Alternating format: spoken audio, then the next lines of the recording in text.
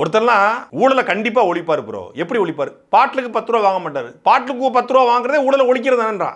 அதாவது நான்லாம் ஒரு நாளைக்கு 2 கோட் அடிக்கிறேன். ஒரு நாளைக்கு 20 ரூபா எனக்கு செலவாகுது. அதனால 20 ரூபாய் வாங்க மாட்டாருன்னு சொல்லி அவன் வந்து பேசும்போது அவன் முகத்தில் ஒரு புன் சிரிப்பு இருக்கு. அந்த 20 ரூபா மட்டும் இருந்தா அந்த 20 ரூபாய்க்கு சுண்டல் வாங்கி சாப்பிடுவேன்டா.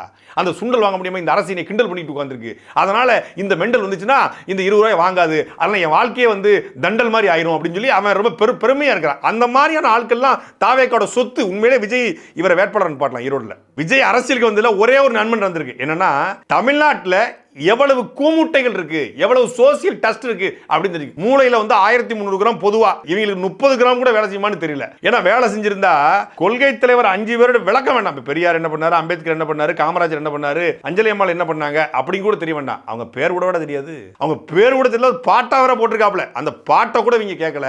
அவங்களுக்கு தெரிஞ்சது விஜய் விஜய் விஜய். அப்ப இவங்களுக்கு பேர் என்ன?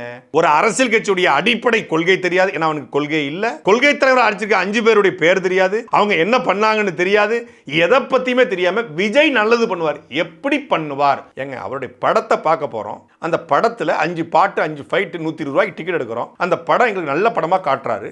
ஒரு படத்தையே நல்லா காட்டுறவர் அரசியல் நல்லா பண்ண மாட்டாருனாங்க. படத்தை நல்லா காட்டுறாரு, அரசியல் நல்லா பண்ணுவாருன்னு சொல்றதுக்கு ஒரு பொண்ணு அந்த கட்சியில பொறுப்பாளராக இருக்குன்னா அந்த கட்சி எப்படிப்பட்ட கட்சியா இருக்கும்?